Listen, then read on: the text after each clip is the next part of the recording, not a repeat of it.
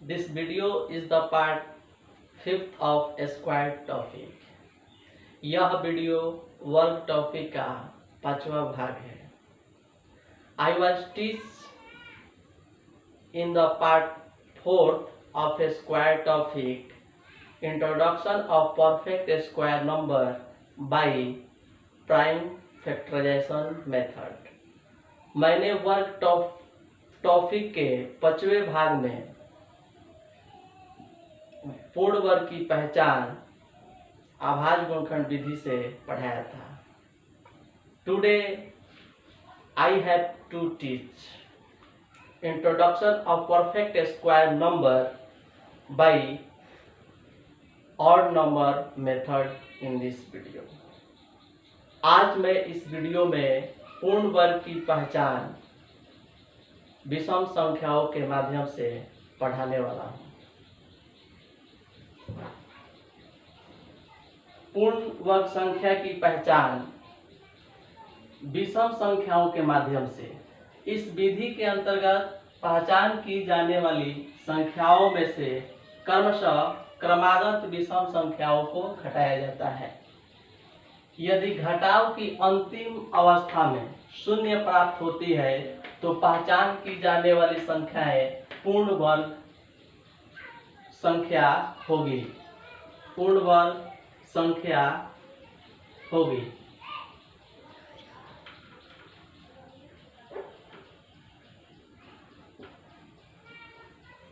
Perfect square number होगी अथवा नहीं।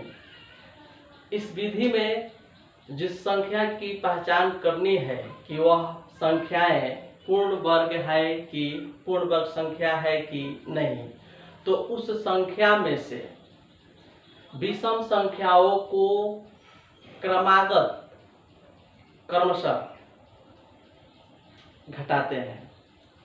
यदि अंतिम अवस्था में शून्य प्राप्त होती है, कुछ नहीं बचता है, तो वैसी स्थिति में वह पूर्ण वर्ग संख्या होगी अथवा नहीं। यानी कि घटाने के क्रम में अंतिम अवस्था में यदि शून्य प्राप्त नहीं होती है, कोई ना कोई संख्याएं बच जाती है और उसके बाद उसमें से विषम संख्या घटाया जाता है तो संख्याएं माइनस में आने लगती है, तो वैसी स्थिति में वह संख्या पूर्ण वर्ग संख्या नहीं होती है। आइए इस नियम को उदाहरण के आधार पर समझने का प्रयास करते हैं। एग्जाम्पल में सबसे पहले हम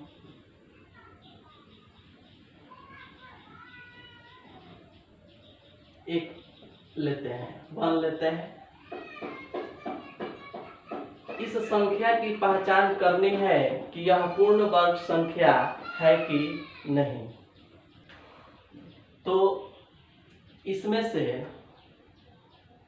पहली विषम संख्या 1 को घटाएंगे, यानी पहचान की जाने वाली संख्या भी 1 है और इसमें से पहली विषम संख्या नियम कह रहा है कि क्रमशः क्रमागत विषम संख्याओं को घटाया जाता है।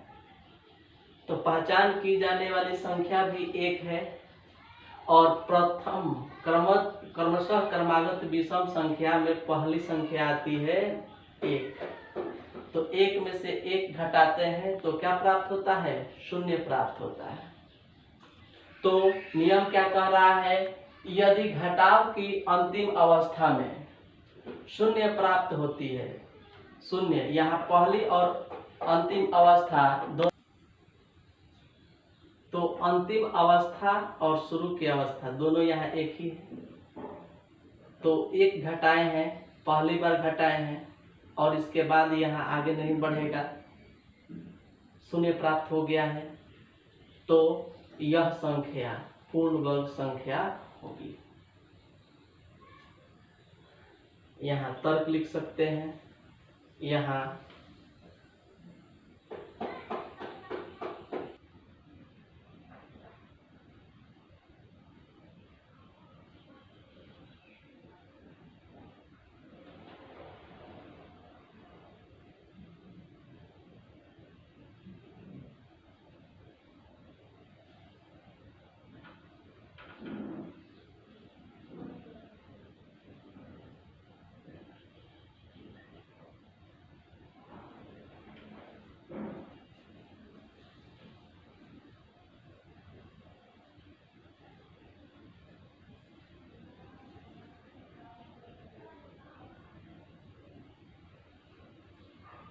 यहाँ पहचान की जाने वाली संख्या एक में से क्रमशः क्रमागत विषम संख्या एक को घटाने के बाद अंतिम अवस्था शून्य प्राप्त हुई है। अतः एक पूर्ण वर्ग संख्या होगी। अब दूसरा एग्जांपल 2 लेते हैं। 2 की पहचान करनी है।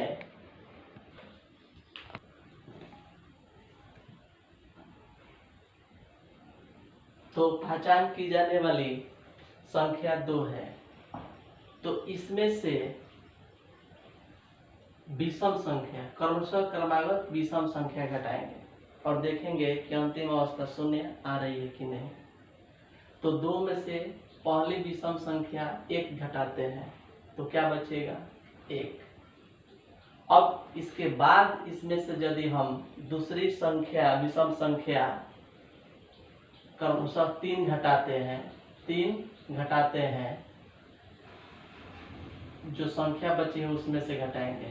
तो 3 घटाएंगे तो संख्या -2 आ जाएगी। तो यहाँ यह भी ध्यान रखना है कि विषम संख्या जो घटाया जा रहा है उसके बाद जो शेषफल आ रहा है उसमें से अगर अगली विषम संख्या घटाने की बात आती है और वह संख्या शेष बची हुई संख्या से बड़ी है तो नहीं घटाएंगे। शेष से बची हुई संख्या से बड़ी विषम संख्या की बारी है तो उसे हम नहीं घटाएंगे। हम घटाने की सिलसिला तब तक जारी रखेंगे जब तक घटाई जाने वाली संख्या में से आने वाली विषम संख्या घटाए जाने वाली विषम संख्या उससे छोटी होनी चाहिए। जैसे यहाँ जो शेषफल प्राप्त हुआ है शेषफल में से तब तक घटाएंगे जब तक विषम संख्या से शेषफल की संख्या क्या होगी बड़ी होगी। तो यहाँ दूसरी विषम संख्या हम ले रहे हैं तो शेषफल ही क्या पड़ जा रहा है छोटा पड़ जा रहा है।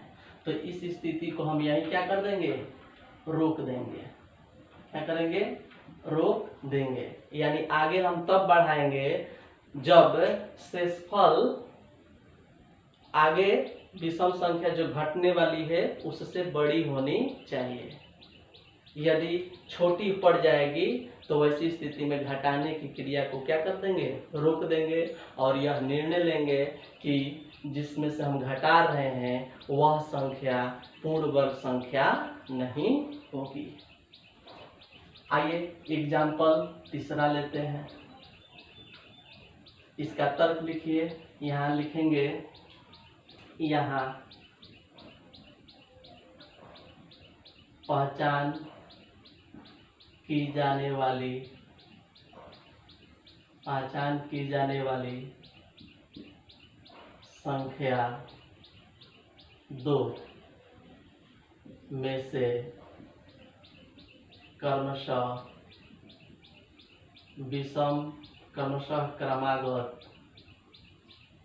क्रमागत विषम संख्या को घटाने के बाद अंतिम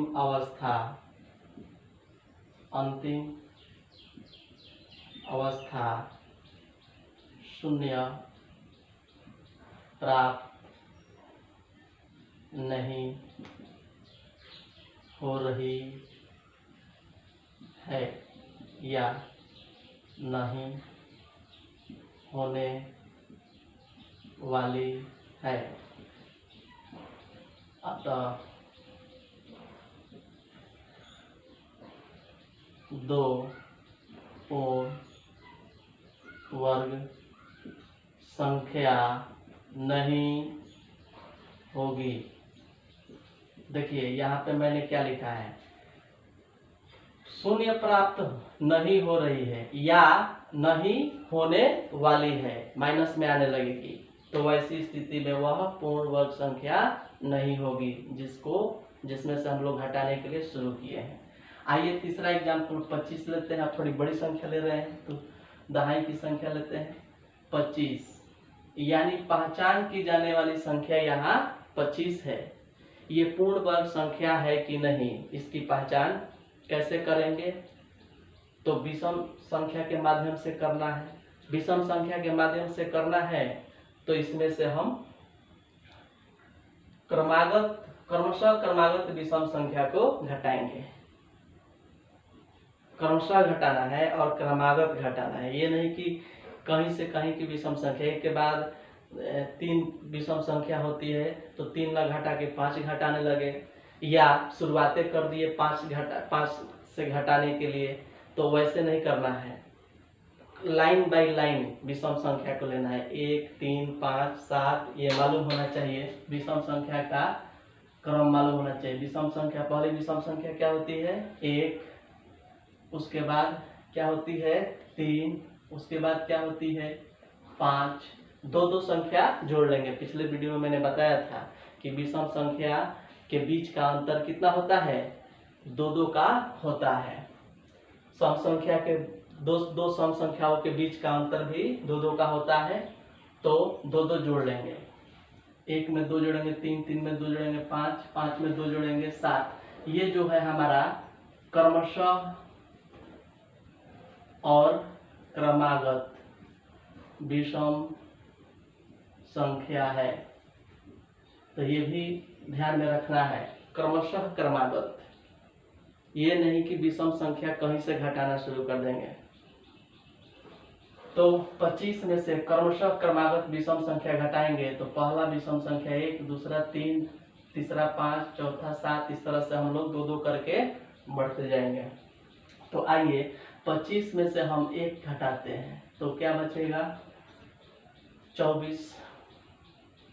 अब मैंने बताया था कि हम विषम संख्या तब तक घटाते रहेंगे जब तक शेषफल, ये जो हमारा शेषफल आया है, ये अभी घटाए जाने वाली विषम संख्या से बड़ी होनी चाहिए। तभी बड़ी है। अगली विषम संख्या हमारी क्या मिलने वाली है 24। तो 24 में से हम अगली क्रमागत विषम संख्या क्या घटाएंगे 3।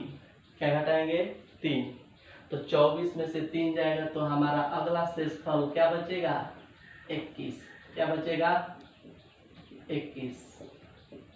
अब अभी के शेषफल आने वाली विषम संख्या से बड़ी है या छोटी है, बताइए। बड़ी है। तो बड़ी है तब तक हम घटाने वाला प्रोसेस क्या रखेंगे, जारी रखेंगे। तो 21 में से अब अगला क्रमागत विषम संख्या हमारा क्या होगा 5 होगा। तो 5 घटाएंगे, यानी हम 21 में से 5 घटाएंगे तो अगला हमारा शेषफल क्या आएगा 16। 11 में से 5 जाएगा 6 और यहाँ बच गया 1। अगला हमारा शेषफल जो है वो क्या बचा है 16 बचा है। क्या बचा है 16 बचा है।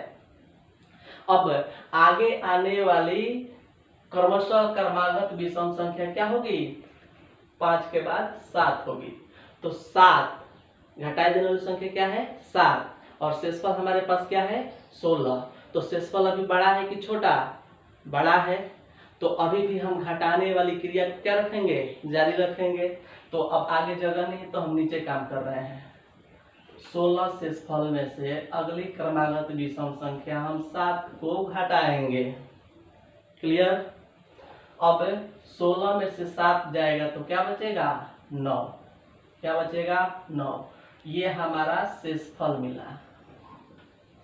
अब इसके बाद इसमें से क्रमागत विषम संख्या किसको घटाएंगे, तो यहाँ याद करिए 1 में 2 जोड़े तो 3, 3 में 2 5, 5 में 2 जोड़े तो 7, 7 में 2 जोड़ेंगे तो 9। यानी हमारा 7 के बाद अगला क्रमागत विषम संख्या क्या है 9 है। 9 के बाद क्या होता है 11, 11 के बाद क्या होता है? 13, 15, 17, 19, 21 डॉट डॉट, जैसे जरूरत पड़ेगा वैसे दो दो जोड़ लेंगे। तो अब हमारा यहाँ शेषफल भी 9 है। आगे घटाई जाने वाली क्रमशः क्रमागत विषम संख्या भी कितना है? 9 है। तो क्या इस स्थिति में घटाव होगी? हाँ होगी। 9 में से 9 को घटा सकते हैं, घटाएंगे। तो अगला हमारा शेषफल भी 9 है, आगे घटने वाली संख्या भी 9 है, तो हम घटाएंगे और इसी अवस्था को हम कौन अवस्था मान लेंगे? अंतिम अवस्था मान लेंगे। 9 में से 9 जाएगा तो क्या बचेगा? 0 बचेगा। तो नियम क्या कह रहा है? क्रमशः क्रमागत विषम संख्या को घटाया जाता है यदि घटाव की अंतिम अवस्था 0 प्राप्त होती है, अंतिम अवस्था 0 प्राप्त होती है, तो पहचान की जाने वाली संख्या पूर्ण वर्ग संख्या परफेक्ट स्क्वायर नंबर होगी अथवा नहीं। तो यहाँ तर्क देंगे, यहाँ पहचान की जाने वाली संख्या 25 में से क्रमशः क्रमागत कंटिन्यूअस रिस्पेक्टिवली ऑड नंबर विषम संख्या को सब्ट्रैक्ट किए हैं, घटाए हैं, क्रमशः क्रमागत विषम संख्या को घटाने के बाद अंतिम अवस्था 0 प्राप्त हुई है, अतः 25 पूर्ण वर्ग संख्या होगी। आप सब स्क्रीनशॉट लीजिए। तो अगला एग्जाम्पल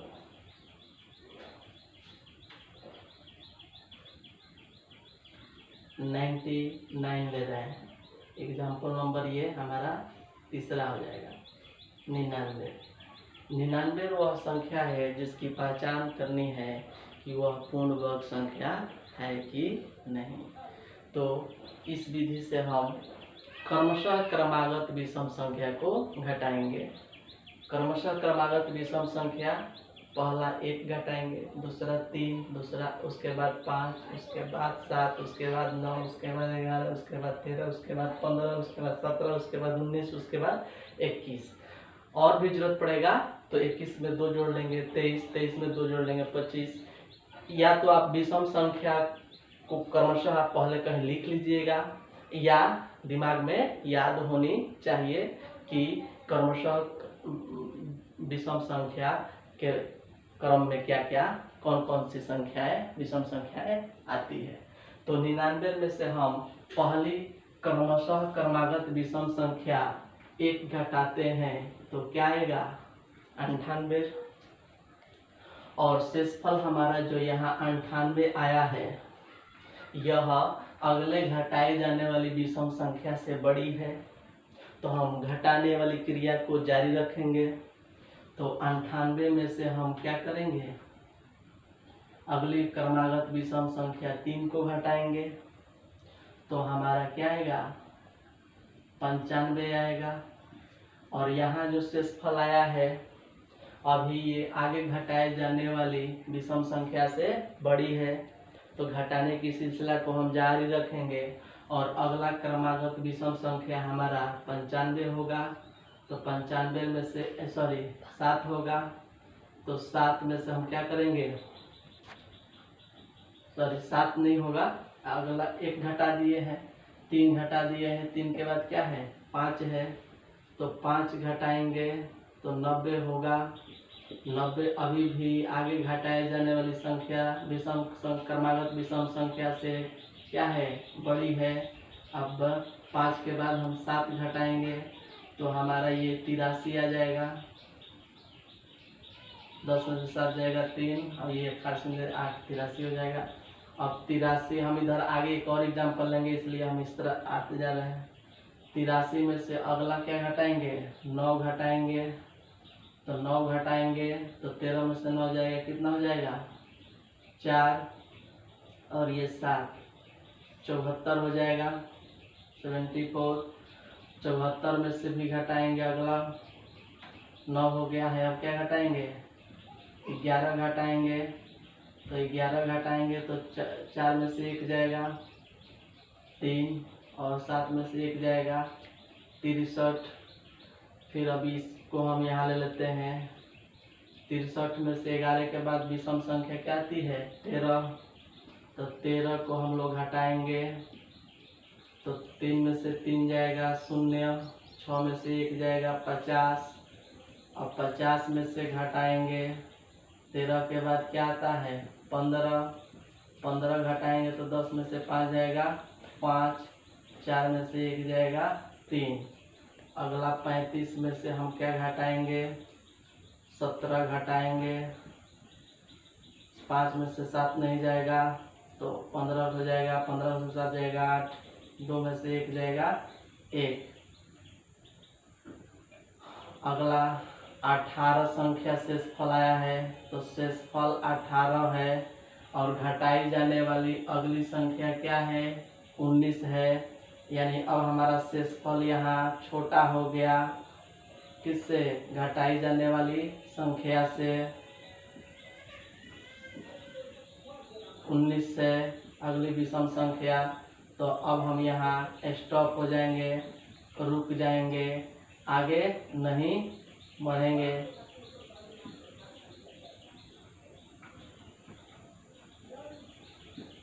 तो हम सब कब रुकेंगे जब शेषफल अगली क्रमागत विषम संख्या से छोटी पड़ने लगती है, तो उस स्थिति में हम इस प्रोसेस को, इस घटाव करने वाली क्रिया को रोक देते हैं और वहीं पे निर्णय ले लेते हैं कि जिस संख्या की पहचान करनी है, जिसमें से हम घटाना शुरू किए थे क्रमशः क्रमागत विषम संख्या, वह संख्या पूर्ण वर्ग संख्या नहीं है।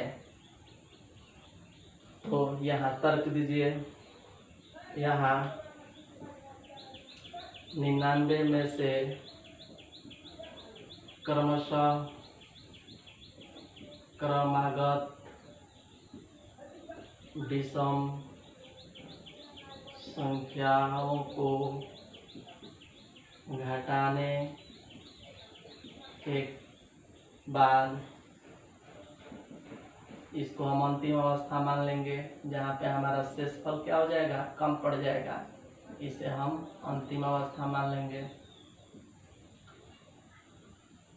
तो यहाँ 99 में से क्रमशः क्रमागत विषम संख्या को घटाने के बाद अंतिम अवस्था में शून्य प्राप्त नहीं हो रही है। अतः 99 पूर्ण वर्ग संख्या नहीं होगी।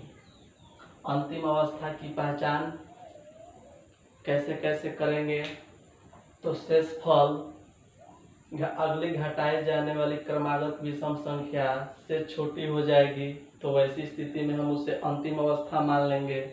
या अगर ये आप नहीं करना चाह रहे हैं, ये दिमाग नहीं लगाना चाह रहे हैं, तो आप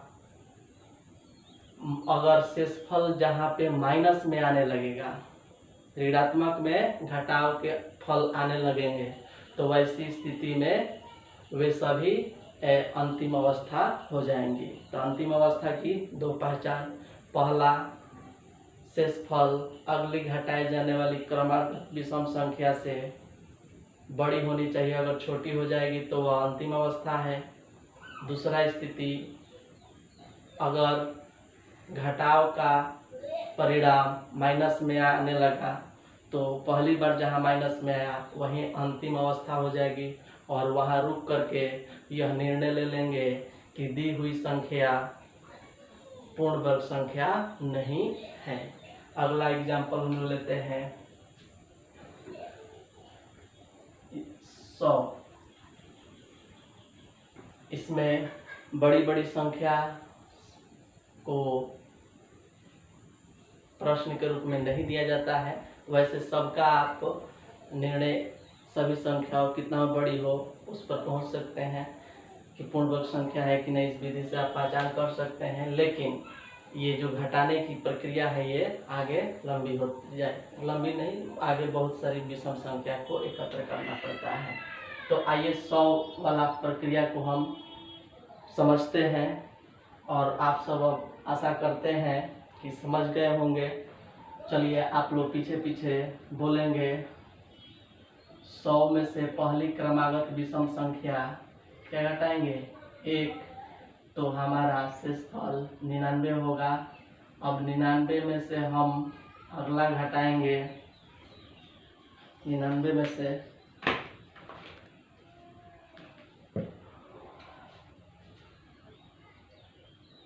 अगला विषम संख्या 3 घटाएंगे तो क्या आएगा जी? 96 आएगा। फिर 96 में से 5 घटाएंगे तो क्या आएगा? 91 आएगा। अब 91 में से क्या घटाएंगे? 1, 3, 5 हो गया है। 7 घटाएंगे तो 11 में से 7 जाएगा 4, और ये कितना हो जाएगा? 8 बच जाएगा। अब अगला शेषफल हमारा 84 है। 84 में से हम लोग 9 को घटाएंगे, 14 में से 9 जाएगा 5, 75 हो जाएगा। 75 में से 11 घटाएंगे, 5 में से 1 जाएगा 4, 7 में से 1 जाएगा 64, 64 में से 13 घटाएंगे, 4 में से 3 जाएगा 1, 6 में से 1 जाएगा 5।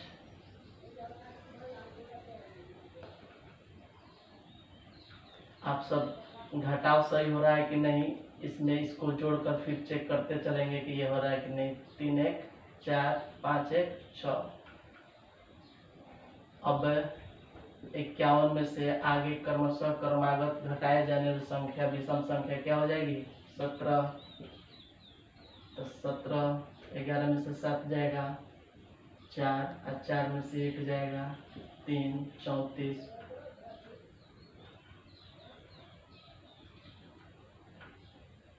34 में से आप 19 को घटाइए,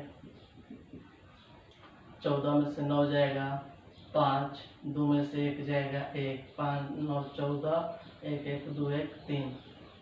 जांच भी करते चलेंगे। 15 में से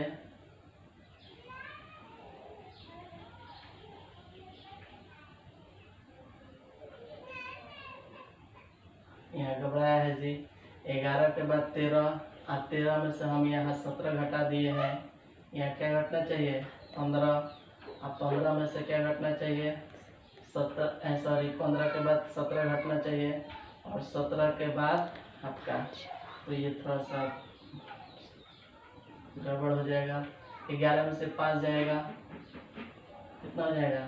6, और ये हो जाएगा 4, 4 में से 1 जाएगा 3, 36, और 36 में से आप 17 घटाएंगे तो 16 में से 7 जाएगा 9, और 3 में से 1 जाएगा 3 नहीं, 2 हो जाएगा, 2 में से 1 जाएगा, 19, 9 7 16, 1 1 2 1 3। अगली संख्या शेषफल भी 19 और अगली संख्या भी हमारा घटाए जाने वाली क्रमागत विषम संख्या भी 19, यानी हमारा ये स्टेज जो है ये कौन सा हो जाएगा, लास्ट अंतिम अवस्था हो जाएगी। अंतिम अवस्था की पहचान घटने के बाद शून्य आ जाए या माइनस आने लगे तो हमारी क्या हो जाएगी, अंतिम अवस्था हो जाएगी।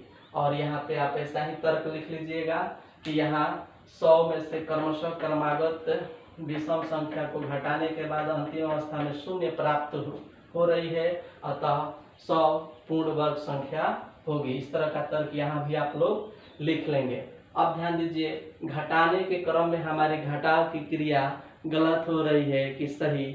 आप घटाने के तुरंत बाद फिर उसको दोनों को शेषफल को और जो घटाए हैं दोनों को जोड़कर जिसमें से घटाए हैं उसके बराबर हो रहा है कि नहीं, इसकी पहचान इसके सहारे भी आप सही का जांच कर सकते हैं। दूसरी पहचान कि पूर्ण वर्ग संख्या इसमें बीच बीच में आते रहते हैं। जैसे यहाँ देखिए, यहाँ 64 आया है, यहाँ 36 आया है, तो पूर्ण वर्ग भी आते रहते हैं। ये थोड़ा सा टॉप चीज़ है, लेकिन ये भी एक टेक्निक है। आप इसका स्क्रीनशॉट लेंगे, लेकिन याद रखेंगे ये तर्क यहाँ आप लोग को खुद से लिखना है। तो इस नियम में क्रमशः क्रमागत विषम संख्याओं को घटाने का मतलब विषम संख्याओं को शुरू से क्रम अनुसार या एक के बाद एक पहचान की जाने वाली संख्या में से घटाएंगे। क्रमागत विषम संख्या को यहाँ समझाया गया है।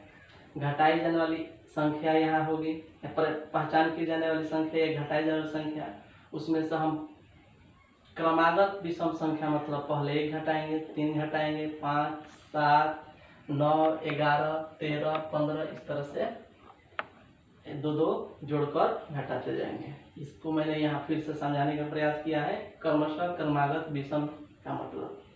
अब दूसरी इस नियम में समझने वाली बात क्या है, तो अंतिम अवस्था। कौन अवस्था, अंतिम अवस्था। तो अंतिम अवस्था की पहचान हम कैसे करेंगे, तो उसको अंतिम अवस्था की पहचान शून्य से करेंगे या ऋणात्मक संख्या से करेंगे। जैसे यहाँ किसी 16 में से हम क्रमशः क्रमागत विषम संख्या घटाए हैं तो अंतिम हमारा शून्य आ गया है, तो यह हमारा क्या हो जाएगा, अंतिम अवस्था। यानी यहाँ हम अंतिम अवस्था समझाने का प्रयास कर रहे हैं। एक कोई संख्या लेते हैं 6, उसमें से हम क्रमशः विषम संख्या घटा रहे हैं, तो हमारा यहाँ से हमारा जो घटाव है वह माइनस में आने लगा है, यानी ऋणात्मक आने लगा है। तो नियम क्या कह रहा है, अंतिम अवस्था की पहचान या तो हम शून्य से करेंगे या ऋणात्मक संख्या से करेंगे। अगली नोट क्या है, अगला नोट, शेषफल छोटे होने लगे, यानी ये भी आपकी अंतिम अवस्था की ही पहचान है। शेषफल छोट होने लगे घटाई जाने वाली क्रमशः क्रमागत विषम संख्या से।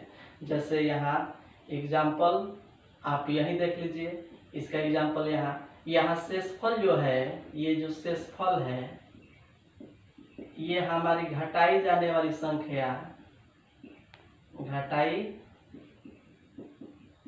जाने वाली संख्या से क्या है, छोटी हो गई है। यहाँ इसको हम यहाँ समीकरण के रूप में लिखे हैं, शेषफल घटाई जाने वाली संख्या है, यहाँ ये छोटा का निशान है।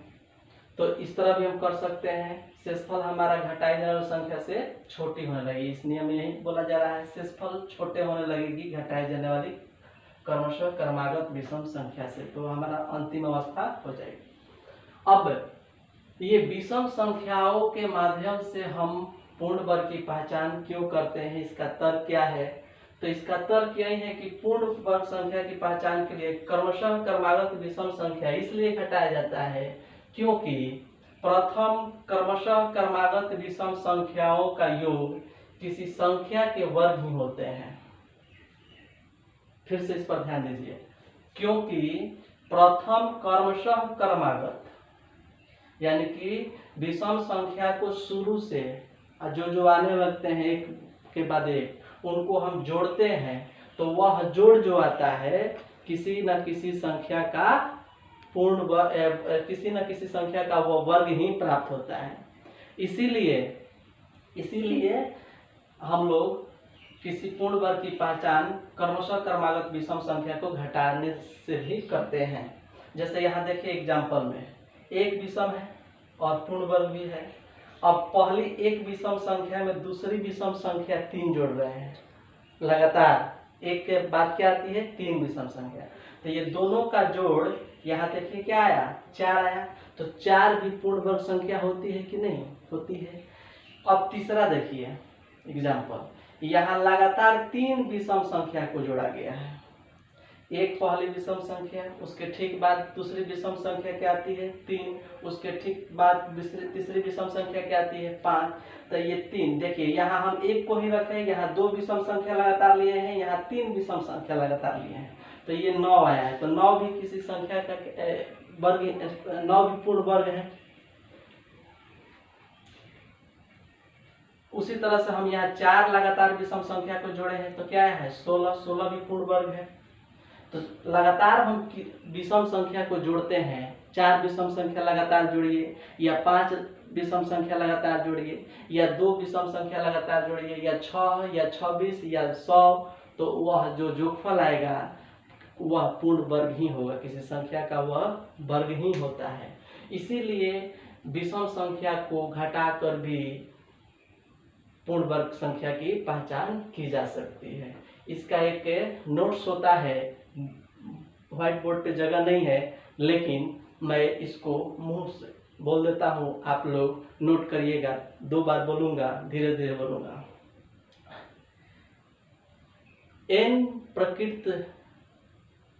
n विषम संख्याओं का योग n² होता है।